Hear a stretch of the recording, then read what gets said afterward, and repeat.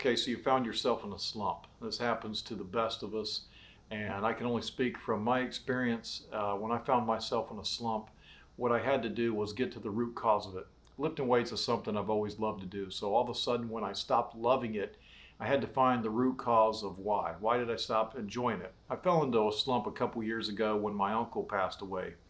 And because we used to work out here together, we were like brothers. And I didn't really understand why I didn't feel like working out. I mean, I just thought it was because I was grieving him, but it was a little more than that. I think it's natural to grieve, so I was grieving him, but I think working out in my gym only compounded that grief. And my point in that is that when you fall into a slump, you got to realize it's all psychological. You know, you take something like lifting weights, something that you were enjoying and maybe you were seeing some results and you got into a routine and you were doing really well, but then all of a sudden you just lost all your motivation. You got to do some self-reflection here and really delve into why you're not enjoying it anymore. Most likely the reason why you don't feel like it anymore is because you're thinking about that last time that you did it. And that last experience wasn't as enjoyable for whatever reason. So regardless of why you're in that slump, we want to get you out of it. We want to get you to break that slump and get you back in the gym. So what we got to do here is change. And what we have to change is different on everyone's circumstance. It might be one, it might be several things, but the main thing you got to change is your perspective. Maybe you want to change the gym. And if you're working out at home right now, maybe just change it into a different room if possible, or rearrange your gym a little bit to where it looks a little bit different. So when you're thinking about working out again, but you're not motivated to do it, it's because you're relating it to the last time you did it.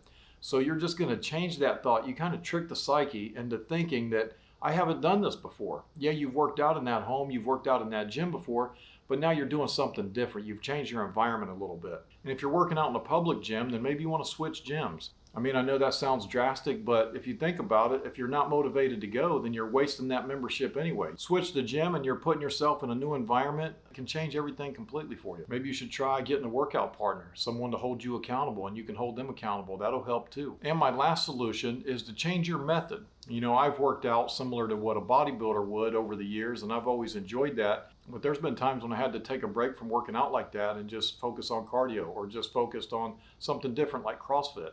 So in general, if something's working well for you, you don't want to change it.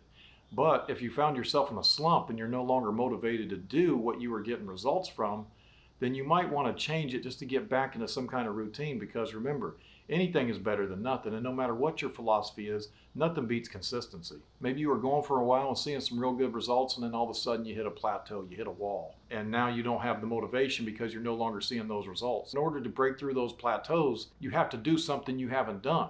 And whether that's changing the method of working out, maybe that's increasing the intensity, maybe it's taking less time in between sets, the key here is to change so that you can keep progressing. Because once you see that progress, that's going to bring enough motivation for you to keep returning. So maybe the change isn't necessarily what you're doing, but just the way that you're doing it. Maybe you need to bring more fire, more intensity. Get that fire back that you once had when you first started going. So to wrap all this up, the key to breaking out of a slump is change. What you need to change, it could be one thing, it could be several things, but the main thing you got to change is your perspective. If you found this video helpful, give it a like, leave me a comment, and as always, thanks for watching.